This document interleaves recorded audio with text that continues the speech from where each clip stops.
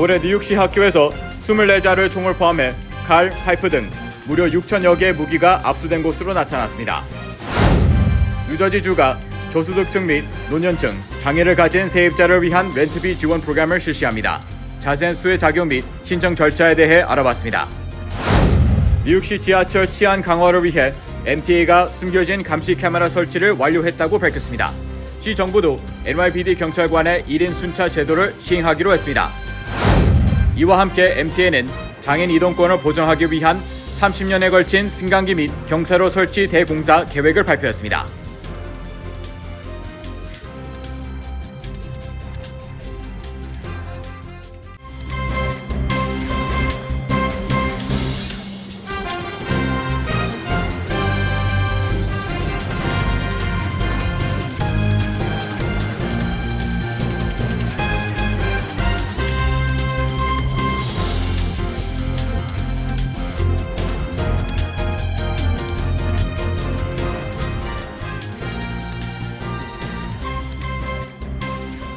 여러분 안녕하십니까? KBTV 뉴스9 이창원입니다. 최근 학교 내 총격 사건이 연달아 발생해 충격을 주고 있는 가운데 올해 뉴욕시 학교에서 24자루의 총을 포함해 칼, 전기 충격기 등 무려 6천여 개의 무기가 압수된 것으로 나타났습니다. 첫 번째 소식 전장희 기자가 전합니다. 뉴욕시 학교 안전요원 노조의 자료에 따르면 지난 1월부터 6월 현재까지 공립학교 내에서 학생으로부터 압수한 총이나 칼, 쇠 파이프 등 각종 무기류는 5,931개에 달했습니다. 학교 안전요원들은 학생들로부터 전기 충격기, 칼, 금속 파이프 등을 압수했으며 주로 한 해에 몇 자루의 총만 압수했던 것과 비교해 올해에는 지금까지 24자루의 총기가 회수됐습니다. 지난달 텍사스 유벨드의 초등학교에서 발생한 총격 난사 참사 이후 이 같은 문제는 학교 안전에 대한 우려를 더 키우고 있습니다. 지난달 퀸즈 메스페스 고교에서도 15세 학생이 다른 17세 학생을 총으로 쏘는 사건이 벌어진 바 있습니다. 또 지난달 에릭 아담스 뉴욕시장은 학교 안전요원이 압수한 것이라며 장전된 총기 3정을 공개하기도 했는데 이 중 한 정은 13세 학생으로부터 압수한 것입니다. When someone finds a weapon in the school, the very next day, more weapons are brought because children say, well, they have a weapon, I better bring one too. 학교 안전요원 노조는 코로나19 사태 전에는 뉴욕시 전체 학교에 안전요원이 약 5,500명이었지만 코로나19 사태 이후 3,500명 수준으로 줄었다며 학교 안전을 위해 보안요원 확충이 필요하다고 지적했습니다. 한 관계자는 부모의 관심과 모니터링이 약 2천여 명의 인력 부족을 겪고 있는 학교 안전요원의 빈 자리를 채우는데 가장 효과적일 것이라고 전했습니다. 캐시 호클 뉴욕주지사는 뉴욕주 경찰이 매일 학교에서 무기 소지 등 검사를 실시할 수 있도록 하겠다고 발표한 바 있습니다. NYPD의 에드워드 카반 제1부국장은 학교 순찰을 강화하고 무작위 무기 검사를 수행하는 이동부대의 검사 활동을 강화하겠다고 밝혔습니다. KBTV 뉴스 전상입니다. 뉴저지주가 수입이 적은 저소득층 등 어려운 세입자를 돕기 위한 바우처 프로그램을 실시합니다. 세입자들의 임대료를 지원하는 것인데요. 수혜 계층별로 각 1,000명씩 총 4,000명에게 임대료 지원 바우처를 제공합니다. 자세한 수혜 자격과 신청 절차 등을 전상희 기자가 정리했습니다. 뉴저지 주정부가 임대료 지원 프로그램 시행을 위한 지원자 추첨을 다음 달 2주 동안 실시한다고 밝혔습니다. 주정부 임대료 지원 프로그램인 스랩 바우처는 소득의 25%에서 40%를 임대료로 지출하는 저소득층과 함께 노년층, 장애인, 홈리스도 신청이 가능합니다. 노년층은 나이가 62세 이상이어야 하고 부모가 없는 18세 이상 가구주, 본인 또는 배우자가 장애인, 정해진 적절한 잠자리가 없는 홈리스가 해당됩니다. 신청은 오는 7월 11일부터 22일까지 오전 11시부터 오후 5시 사이에 주정부 커뮤니티 어페어국 웹사이트를 통해 할 수 있습니다. 주정부는 신청자 중에 4,000명을 추첨으로 뽑아 바우처를 제공하는데 수혜자로 뽑히면 임대료가 소득의 25% 또는 40%를 넘는 금액은 바우처로 지불할 수 있습니다. 신청 자격은 뉴저지주에 6개월 이상 거주해야 하고 시민권자 또는 영주권자 등 합법적 거주 자격을 가진 주민에 한합니다. 또 소득은 1인 가구 연소득 34,275달러 이하, 2인 가구는 39,200달러 이하, 4인 가구는 48,950달러 이하여야 합니다. 7월 중순 정해진 기간 안에 신청을 하면 8월 15일 정도에 이메일로 신청이 받아들여졌는지 여부를 통보받게 되고 웨이팅 리스트에 올라있는 신청자는 웹사이트에 액티브, 신청 자격 미달로 탈락한 신청자는 인액티브로 표시돼 리스트됩니다.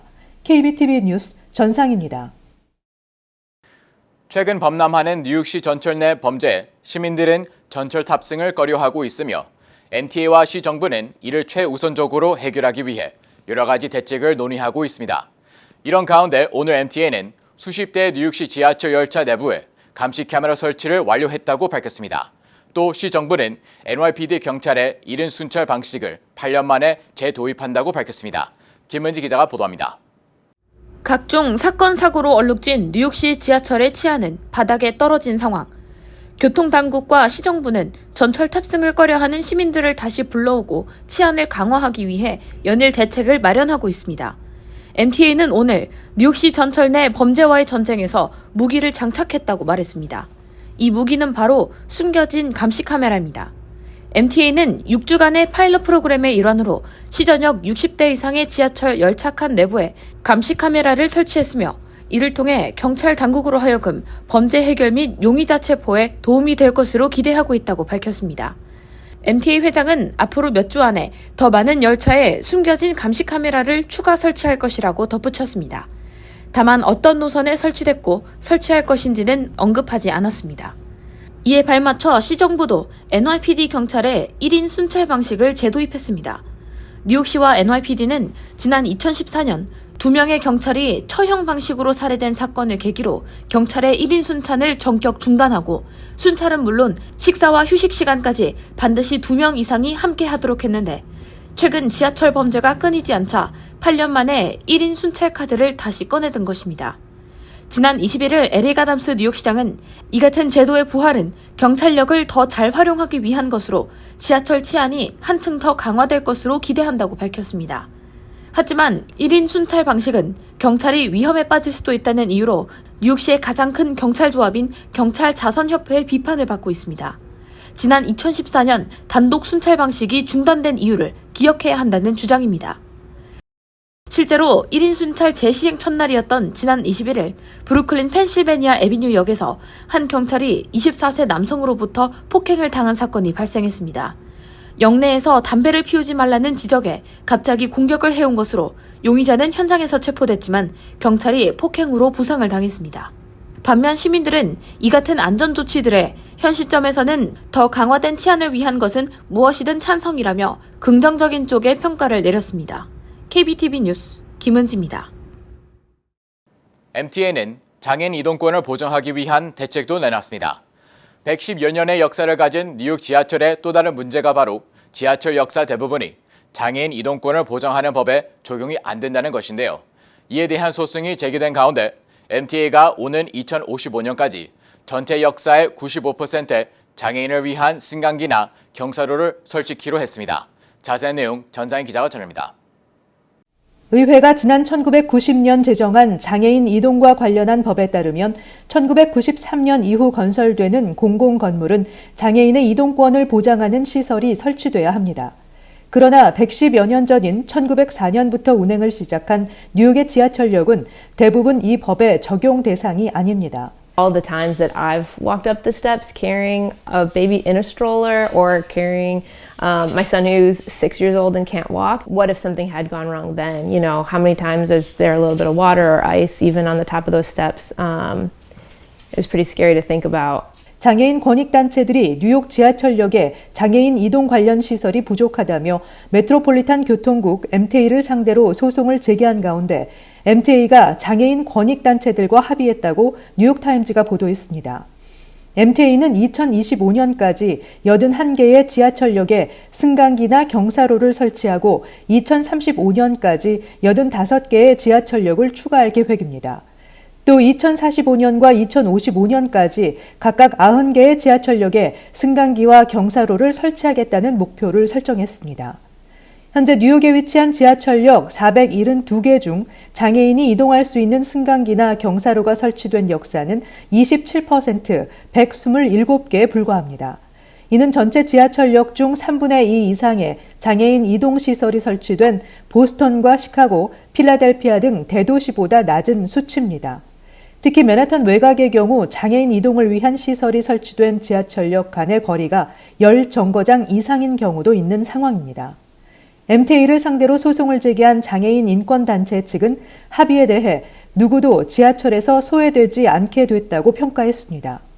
존 리버 MTA 최고 경영자는 2055년까지 지하철역 95%에 승강기나 경사로를 설치하기로 한 목표에 대해 수조 원이 들어가는 큰 공사가 되겠지만 반드시 해낼 것이라고 말했습니다.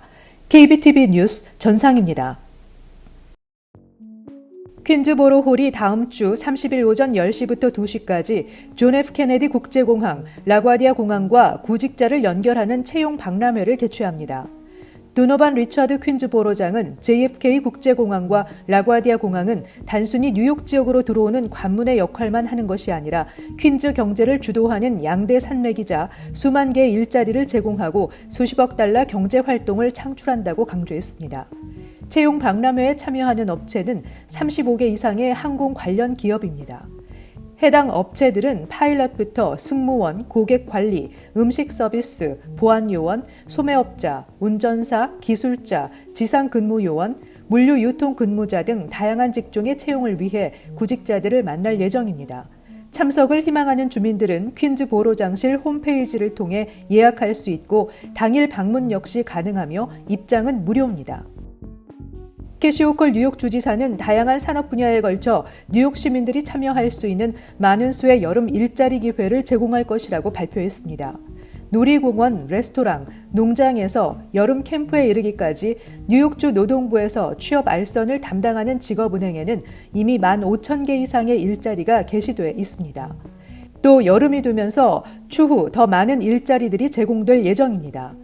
특히 젊은 뉴욕 시민들은 온라인을 통해 구직 지원서를 작성하기 전 필요한 것들에 대한 안내를 받을 수 있습니다. 항생제 내성 티푸스균이 최근 30년 사이 197차례나 국경을 넘어 세계 각국으로 전파됐다는 연구 결과가 나왔습니다. 연구진은 장티푸스 피해가 극심한 방글라데시와 인도, 네팔, 파키스탄 등 4개 남아시아 국가에서 발생한 장티푸스 사례와 113년 동안 세계 70개국에서 수집된 유사 샘플을 분석한 결과 항생제 내성 티푸스균이 국경을 넘어 여타 지역으로 전파된 사례가 1990년대 이후 최소 197차례에 이른다는 증거가 나왔다고 밝혔습니다. 연구진은 여행자 등을 통해 영국과 미국으로 항생제 내성 티푸스균이 전파된 경우도 있다고 밝혔습니다. 세계보건의료계는 최근 수년 동안 이른바 슈퍼버그로 불리는 다제 내성균의 위험성을 경고해왔습니다. 항생제 남용 등으로 내성을 지니게 된 균이 확산할 경우 심각한 위협이 될 수 있다는 겁니다. 대한민국 교육부가 주최하고 국제한국어교육재단이 주관하는 2022 재외동포 어린이 한국어 그림일기 대회가 열립니다. 재단은 현재 재외동포 어린이가 한국어를 배우는 과정에서 겪은 일화, 느낌을 그림일기로 표현한 작품을 모집하고 있습니다. 마감일은 한국 시간 8월 12일 오후 6시까지입니다. 참가 대상은 만 12세 이하 재외동포 어린이 중 해외 거주 5년 이상이어야 하고 한국 학교, 한글 학교생 등이 만 5세 미만인 경우 해외 거주 조건이 충족되지 않아도 참여가 가능합니다. 참가자들은 A3 용지 규격의 작품을 이메일이나 우편으로 제출하면 됩니다. 이들 중 선정된 총 14점의 작품은 부총리 겸 교육부 장관상, 국회 교육위원장상, 국제한국어교육재단 이사장상 등을 수상하게 됩니다. 이들 모두에게는 보호자를 포함한 4박 5일 동안의 한국 역사 문화 체험의 기회가 주어집니다. 잠시 후 커뮤니티 브리핑을 전해드립니다.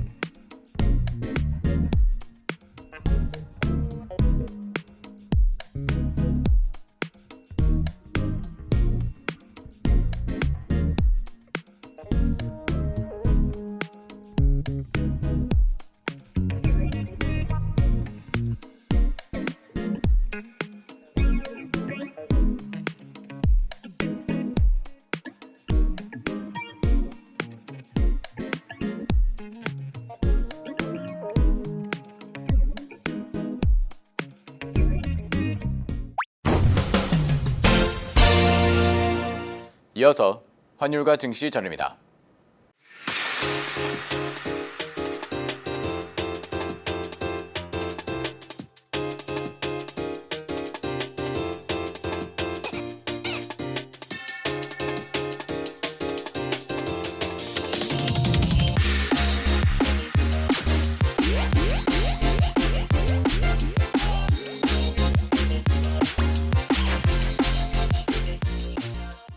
잠시 후 뉴욕과 뉴저지 날씨 전입니다.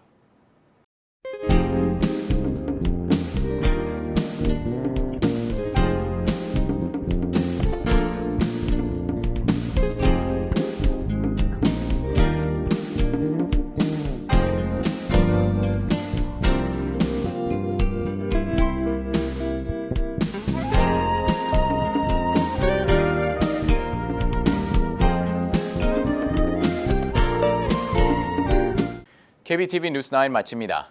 오늘도 시청해주셔서 감사합니다. 편안한 밤 보내시 바랍니다.